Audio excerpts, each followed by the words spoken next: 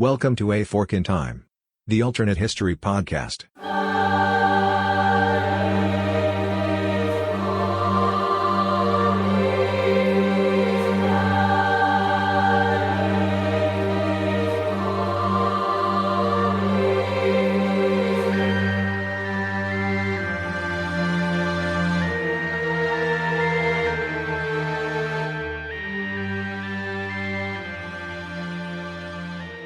Welcome back to A Fork in Time, the alternate history podcast. Don sitting in the What If machine today, joined by Chris Capola. Chris, why don't you say hi to the good people? Hi, good people. There we go. Now it's officially in A Fork in Time episode. There we go. So Chris and I are doing. We've told ourselves we're going to do this as a quick hit today, and sort of what motivated this is the recent episode that we did, the long shot episode where we killed off FDR, Chris, and we ended up putting Huey Long in the presidency, and that led to all kinds of mayhem. In fact, so much so we probably have to go back and revisit it another time. But we were just talking off podcast here. We're really good at killing off leaders. We're really good at killing off U.S. presidents. Sometimes we need to spread the wealth a little bit here. We need to kill off some other leaders. So today, as a companion to FDR being gone, we're going to explore an historical what if. And the historical what if there is no Winston Churchill? And I was looking back at what if some of in terms of Churchill as a world figure or as a prime minister, because He had a lot of other jobs. I mean, he was around during World War I. He's around, for after World War II in a second stint as PM. So, there's iterations of Churchill, which Churchill we talk about, Churchill I, Churchill II, whatever the case might be. But the one I wanted to focus on here was offing Sir Winston. Mm-hmm. In a way that almost happened. That's sort of one of those ironies of history. In 1931, actually his death is reported, from what I understand by reading this note. Chris, what killed Winston in our perspective concept here? The British driving on the wrong side of the road. He's killed crossing Fifth Avenue in New York. Because and I'll be honest, I live in a city. I do this myself. You instinctively step out into the road and look to the direction you expect to see a car coming. Right. In fact, I remember either being taught or maybe even teaching Alexis at some point. I think I was taught this: left, right, left is what I was taught. Look to the left. That's the first place you would expect where you're stepping into for traffic to come and get you. Look to the right, but then double check back to your left. And so I guess there might be. And he does. It's just he is doing it the way he expects cars to be driving. Right. And as a result. Exactly. Right. Left, right. Exactly. And so as a result, Churchill dies in 1931 in New York. And so he's not around for what I think was sort of let's call him in my mind, the second and third acts of his sort of, career. He has the thing, first of all, by this time, he's already a writer. He'd probably be best remembered as a guy who'd been a writer, and his involvement in World War I in terms of some of the things that he was there, but certainly not the way we think of Churchill today. I think most people, when they think of Churchill today, think of World War II Churchill. Maybe they think of the Cold War Churchill and the Iron Curtain speech. I see you nodding, Chris. Would you agree with that? I think, honestly, most people are World War II Churchill. I don't even think a lot of Americans know he came back again unless they are into the Crown the way Alexis is. There you go. There you go. So the Churchill that we would find in 1931 when they write his obit, Chris, what's in your mind? What's the lead thing that's probably there before we explore the historical what if? I actually, to use his own term for what's going on around now, this is his wilderness years. He's almost a disgraced politician at this point. He very much got blamed not only for Gallipoli, of course, and what happened there, but he also is pretty well blamed for example, sending troops to put down some coal mine strikes, and also being a founding force behind what was called the Black and Tans during the Irish Revolution.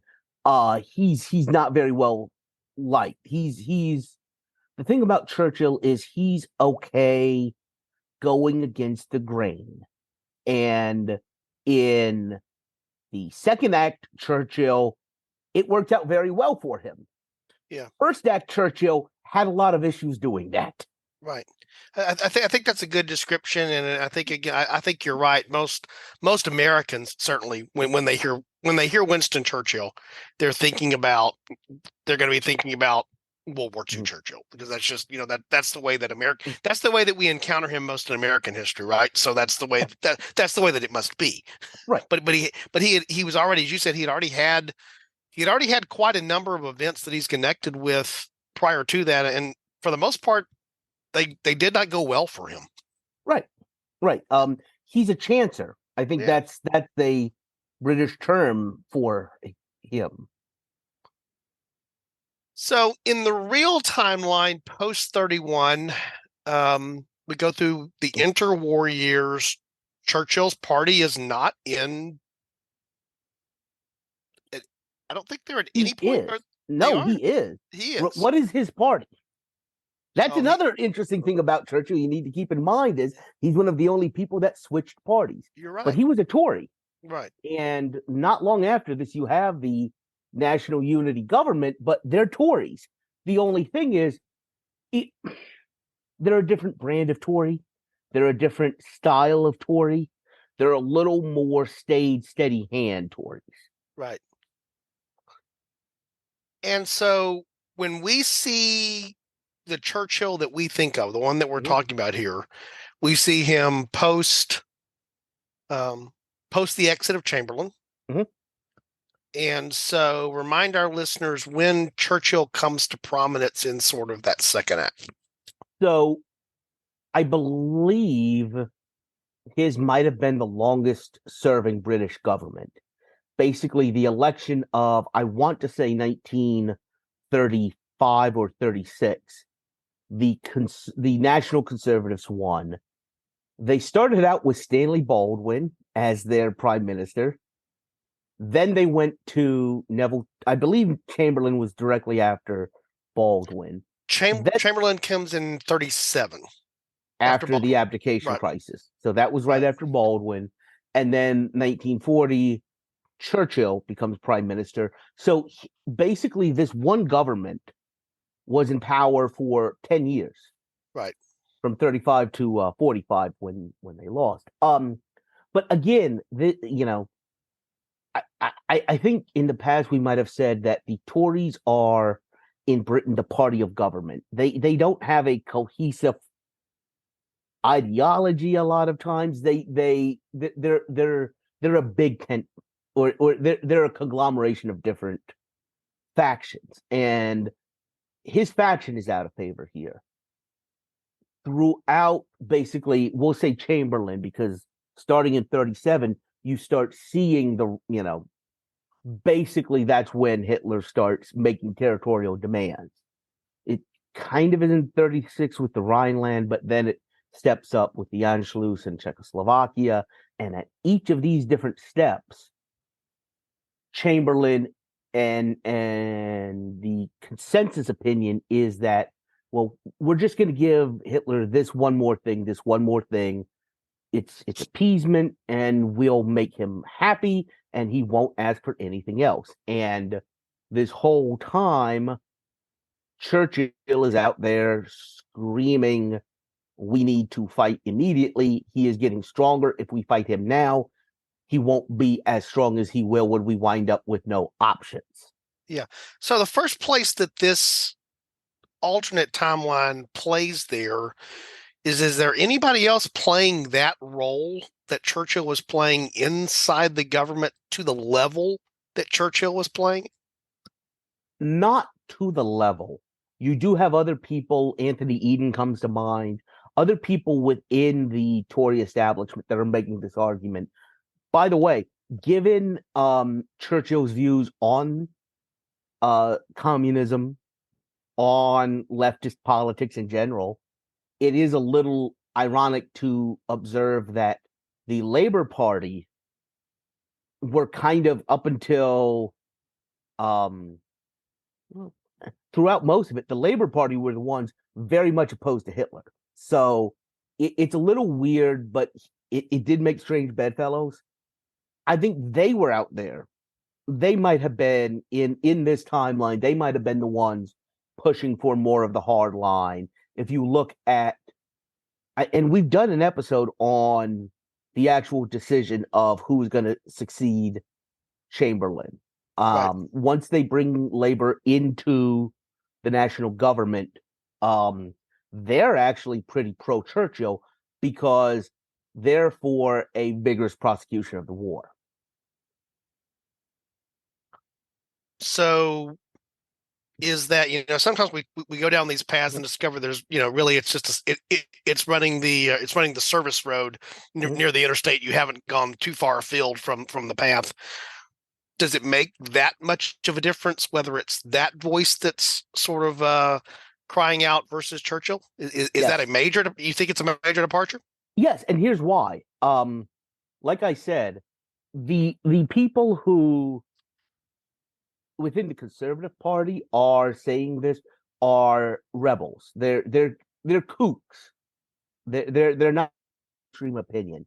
And by the time you're in May 1940, Labor is in opposition. The majority of MPs are behind Chamberlain / we could call it the establishment wing of the Tory party.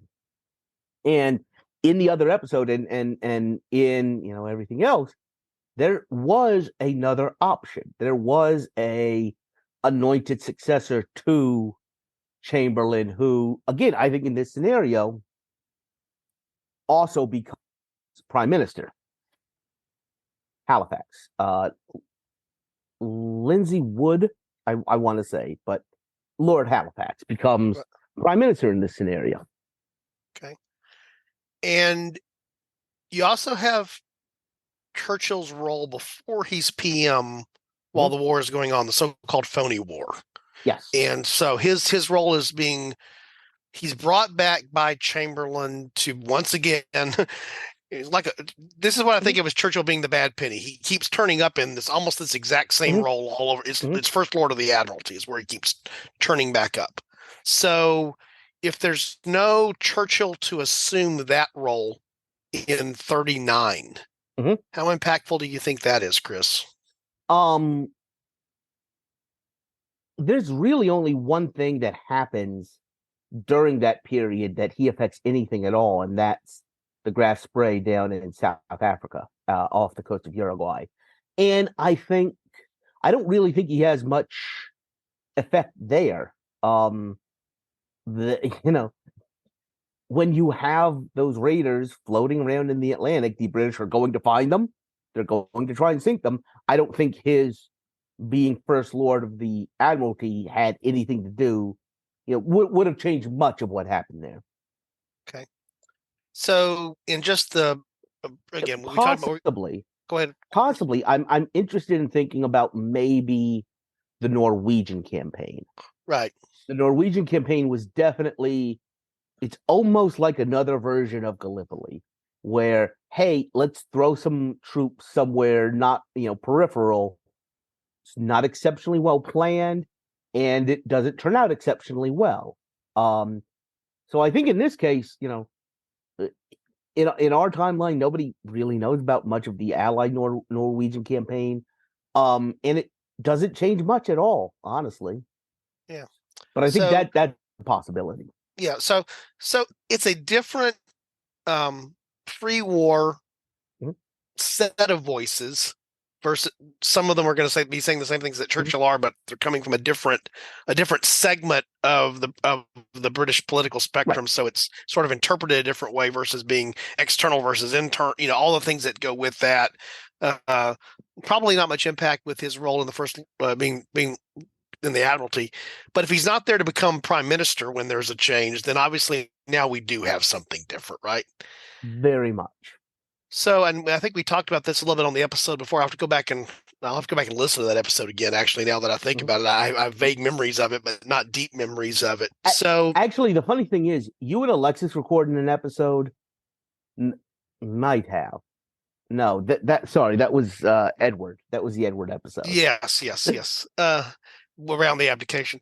So again, you just suggested here earlier that instead of Churchill, maybe we have Halifax, right? That's the alternative.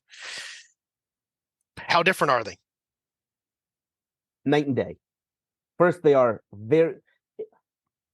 What is your criteria? Because if you look at their upbringing, if you look at their family background, they're very similar, but Right. they are very different in every other aspect of it. Churchill, as a young man, almost has a bit of a Teddy Roosevelt vibe to him. You did it. We didn't talk about the Boer War. We didn't talk about him out as a war correspondent in Cuba during the Spanish-American War. He's got a much more active, much more vigorous persona. Halifax is a lord who I believe he lost a hand in a hunting accident. And he's very comfortable. He's the steady man. He's the steady man, and that's kind of the branch of the Tory party that Chamberlain came out of, and Chamberlain would have handed power over to. They want a reliable person, reasonable person in charge instead of somebody who's going to go off and invade random countries because he feels like it. Right. And the sense that I always get there is, when you sort of drew the parallels between Churchill and Roosevelt there, that's already something I sort of have in my mind. I just have it there. Sometimes it's hard to even know why it's there, but again, they're sort of, both sort of mavericks, big personalities, big people, just in a general sense. And so, I think there is that just connection that I make regardless of anything else and regardless of the time that's there. This idea of them crossing paths, you gave me a whole other idea about them crossing paths at some point, how much fun that could have been. But, when you start thinking about Halifax guiding Britain through the crisis, like the Battle of Britain, through what's going on, through the entanglements that are happening there. Again, as we talked about here in several episodes recently, without the U.S. being overtly involved at this point, the only thing you have going on is Lend-Lease and sort of the idea of the arsenal of democracy. No, you don't. Not even yet. Not even yet, right? Yeah, but eventually you will. But you don't you don't have. I have this problem in my head of thinking about forgetting how long this was going on, the war in Europe, without American involvement, and thus without the personality that was Roosevelt being involved.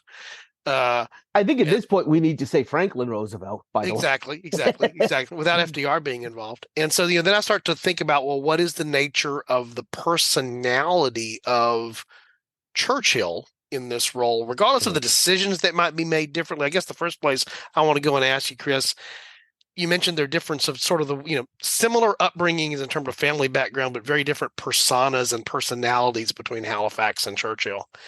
Is Halifax well suited for the personality that's needed for, Britain on the brink? There's very different ways to answer that question. From where we're sitting, absolutely not. I think he is a small C conservative. He's very risk averse. I think that's the key to say. Right.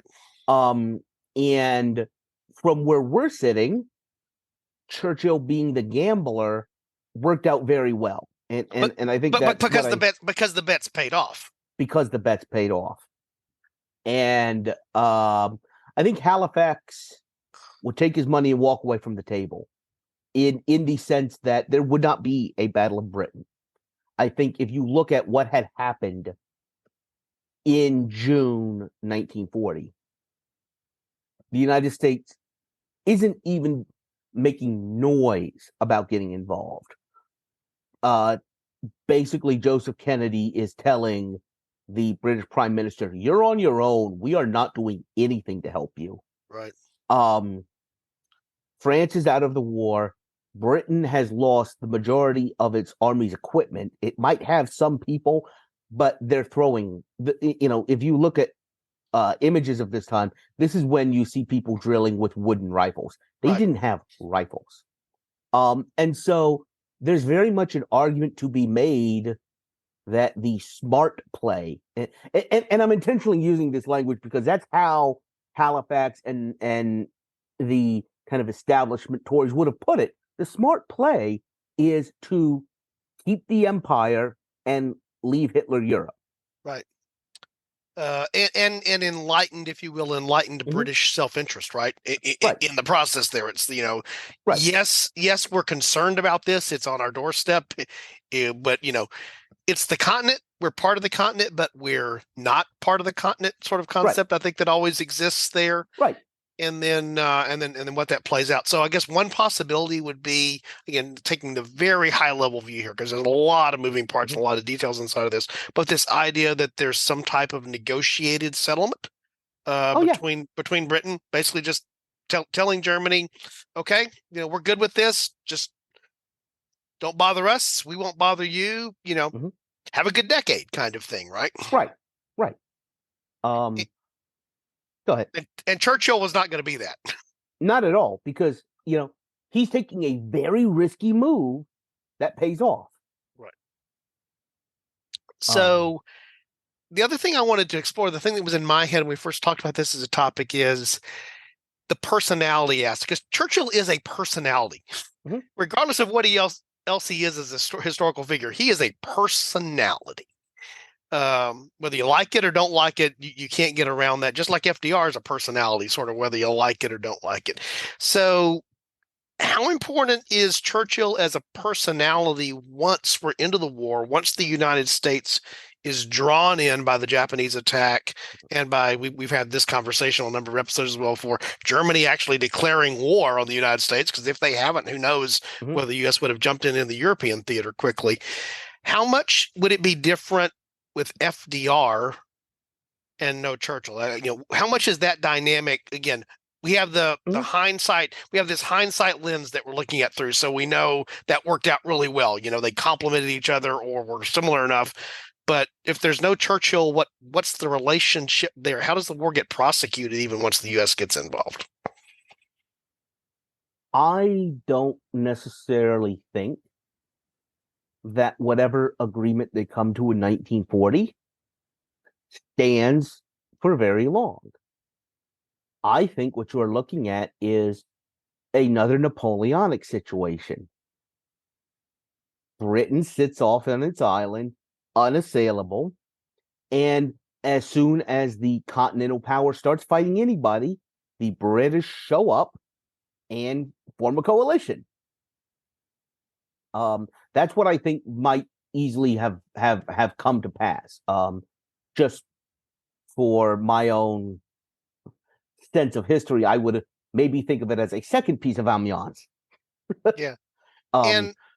But so I do think in the end it is a matter of the United States and the Soviet Union using Britain as the United States using Britain as a base and winning the war.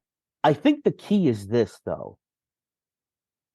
This period between June 1940 and June 1941, when Britain is the only one standing there, whenever you hear people talk about Yalta and Potsdam, they talk about Britain as the ones who stood alone, the bravery and the gravitas that Britain and Churchill had, because they did take that gamble, because they did stand alone.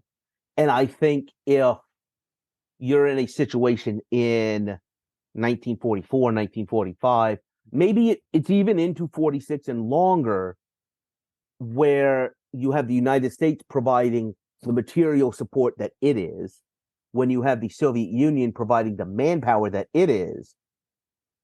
When you look at the dynamics of the big three, oftentimes people are talking about the intangible soft power that Britain gained because they had stood through that 1 year.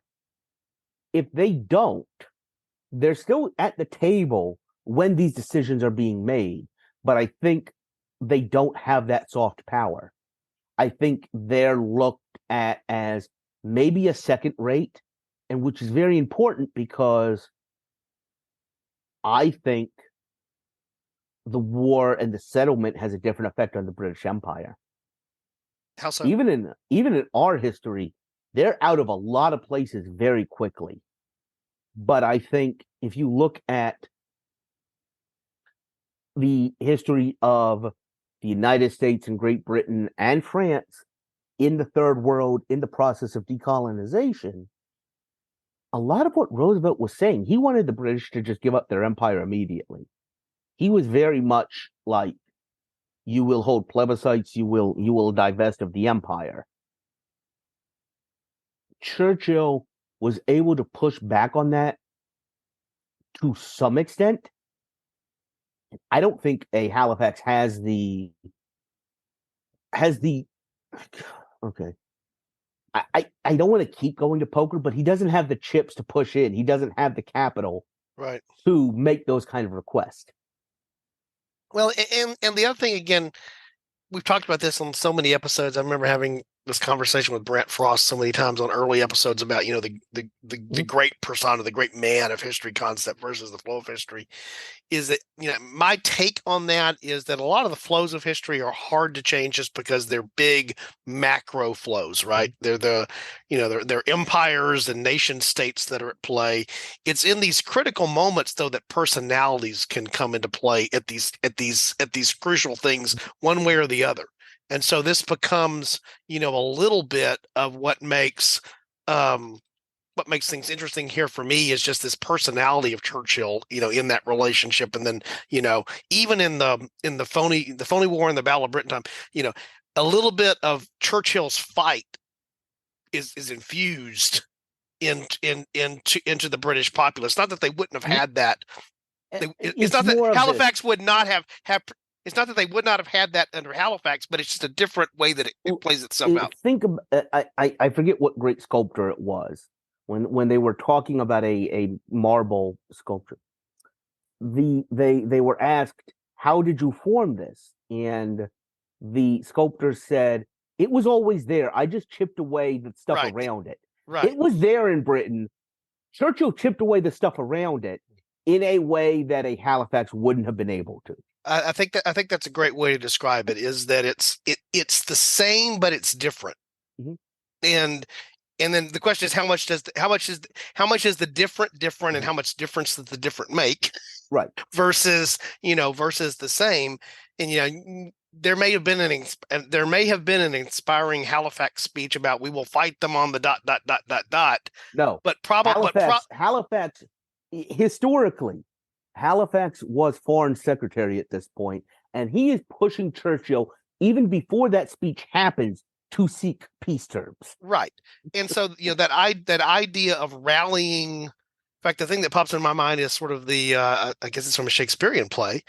Sort of Elizabeth, going out to rally the troops, against the potential, I guess, the Armada assault is what that was against, kind of thing.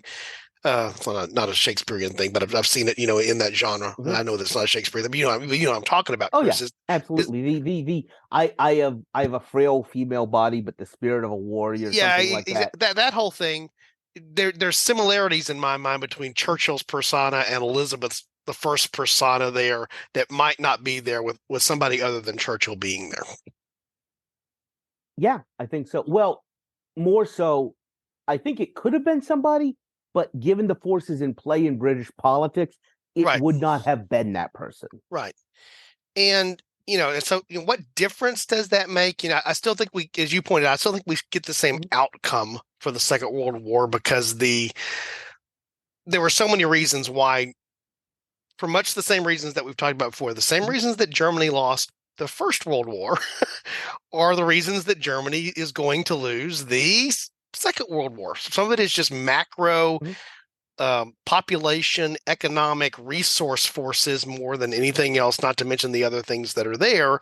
But as we've talked about in other episodes, if you play it out for longer, if you play it out with different things in play, if some of the conditions are different because somebody is pushed, what happens, what happens the first time that, again, Roosevelt and Halifax get together and talk about how the war is going to be prosecuted. I think that's a very different conversation than the conversations that happen when Churchill comes over and visits the United States. I mean, he comes to Washington and spends time here for them to, iron that out.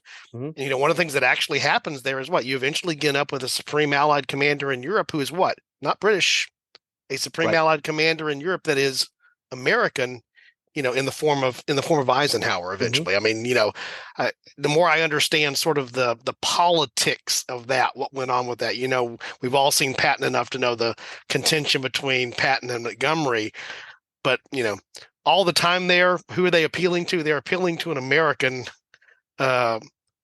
Supreme Allied Commander in Europe, who, by the way, is more of a politician as much as he is a military guy. He understands the diplomacy of keeping all of this together. What was Patton doing in World War One? Organizing tanks. Right. What was Montgomery doing in World War One? He was an infantry officer. What was Eisenhower doing in World War One? He was a logistics.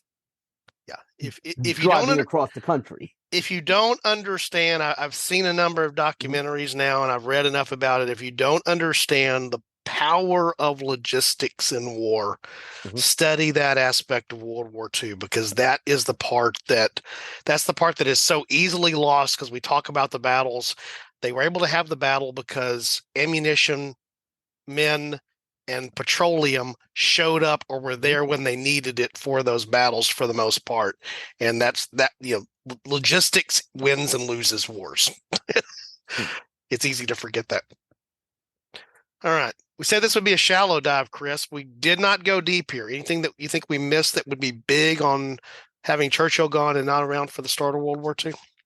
Again, I think it's not so much the start, it's the end. It's those Potsdam, it's those Yaltas. It's, if you push it back a little bit, do we talk about Hamburg and Munich instead of Hiroshima and Nagasaki? That's something to think about. Right. Yeah. Good stuff. All right. We said we would keep this one short and sweet, Chris. So we may come back around. My guess is the other members of our team are going to have some comments on this. So we'll probably have to come back and, like everything, we'll have to revisit it probably by coming into it from some other point. One of the things I know that we do have coming in episode here, because we promised, I know it's one of the ones I'm working to queue up now, is sort of part 2 of our Battle of the Bulge discussion, where we take the Battle of the Bulge to the Pacific and figure that part out. So that'll give a chance for perhaps some of our teammates and colleagues to weigh in a little on this while we're leading up and getting into that. All right. We're going to close out this episode of A Fork in Time. So doing that, just as we do, just remind you to visit our website at www.aforkintimepodcast.com. One of the things that we're doing now, I've actually received, Chris, today, I got 3 suggestions in the inbox today in the first part of the year. So I'll be circulating those out to the team. And so we appreciate those. We look at those. One of them was very intriguing. In fact, I almost suggested it for this episode, but no, I said, no, I don't take that away from the rest of the team. I know they want to be a part of that one. But then the other thing that's coming up, we are rapidly approaching episode number 200. And so we've also been talking about a live stream, and I haven't even talked to the rest of the team, Chris. This will even be news to you. But my thinking is we'll probably try to time up the live stream at episode 200 so that they overlap, so that episode 200 will be the live stream. And so we're getting close to that. I think this will be episode 188 or one. I have to look. We're in the upper 180s. I know that without looking here. So that's going to get here in a matter of a couple of months. And so we invite our listeners to be thinking about that. I put out the other thing I just want to mention here is our Discord server. I put out a note on Discord asking our listeners that participate there, hey, what day of the week, time of the day can we work to make this thing international? Because for whatever reason, I've been interacting on Discord with our Australian and our UK listeners a lot more than I have been our American listeners. So I want to take care of them. And I think what's going to happen on that 200th episode, I know we have some other things. There's a bingo card concept that we've talked about that's going to be played there. But I think what we're going to end up doing, so we're going to ask our listeners who will probably join for the live stream to be thinking about that now, and you'll hear us talking about between now and then. We're going to do an episode on the fly. We're going to do a full-blown A Fork in Time in real time, but we're not going to know what the topic is until it's revealed from the folks that have joined us from the live stream. So basically like improv podcast. It's going to be which is what we do most of the time anyway, to be perfectly candid. But it'd be a little bit more improv in that sense. We'll have a list. Probably there'll be like the 4 or 5 that we'll ask our live stream participants we'll send do a poll and we'll ask them to vote among. So it won't be totally improv. I'm actually thinking of here in Houston. There's an improv company that does a thing they're called Comedy Sports. You may have them in other sports in other cities as well. And they actually sell a T-shirt that are the 3 things that are the 3 suggestions that have been forbidden now. Elvis, Jello, and tutu are the 3 things that are forbidden improv suggestions when they ask for a person, whatever. Those have been retired. Elvis, Jello, and tutu have been retired. So we won't get us an Elvis, Jello, or tutu kind of suggestion. No, you have said there is one thing you do not want to address. That's right. We will never do the classic "What happens if Kennedy is not assassinated?" I've said all along that is my one. You heard that episode, you're listening to the last A Fork in Time ever, because that's the one that either I've been deposed by a violent revolution, or it's the last whatever. Chris is waving. He's the one that'll depose me. I know what's coming. Keep your friends close and your enemies closer, kind of thing going on there. I kind of like the idea of recording that episode now, and just put it in the Disney vault, just so that it's in there, so we've got it, so that yeah, it's sort of in a fail safe. If I don't push in a Lost-esque kind of thing. If I don't push the button, that episode gets released, kind of thing. It's a dead man's switch kind of concept there. But I think the idea, by the way, the conversation has probably been longer than the episode has been almost. But I think the idea for the live stream is going to be I like the idea of it's almost the improv of Fork in Time, where the listeners that are there for that will vote. And then the team that's there, we will launch off. And what's cool about that is we'll be able to see their chat. We'll be able to see their interaction while we do that. So they'll be able to steer what's going on there when it's all said and done. I like it. I can't wait. Yeah, and just to tease our listeners with the idea of the bingo card, I've actually asked the team to do it right now. So if listeners have any suggestions, go to the website, go to the just the suggestion area, whatever. There's lots of places you can put it in there. The idea is that each member of the team has things they're sort of known for that are probably going to come up in any episode. And so the idea is we will create a bingo card that has different things. And so when we hit those things, you'll be able to check off your bingo card, and in real time, we'll have somebody will score the bingo there when it's all said and done. Yeah, I think what we can actually, like, if you think about an actual bingo card to make it easier, like B is Don. You can, like, everybody has their everybody has their column, and then there's more than 5 things there, so the cards are a little bit different, or they organize a little bit different, or the order of the ones on the card can be right. Yes. So if that's something that you as a listener think you'd like to participate in, that's what's coming. That's what we're lining up for the live stream, with enough time to get it lined out and get it done. But the idea there is that we'll do a real time topic, whatever it might look like, and we'll launch off into it then, and we'll see how it goes, and we'll go from there. All right, Chris, thanks for joining me. We did this sort of on short notice today because our regular recording is scheduled for tomorrow, so we'll be doing another episode then, but this allows us to get a little bit more in the vault. And so we have a suggestion for our listeners should they come across A Fork in Time. Chris, any idea what you think they ought to do? Take it.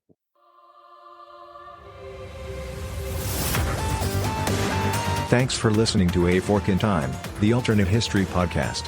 Learn more and provide feedback by visiting our website at www.aforkintimepodcast.com.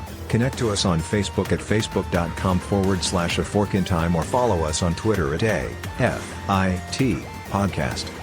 If you want to support the show financially, visit our Patreon page at patreon.com/aforkintime.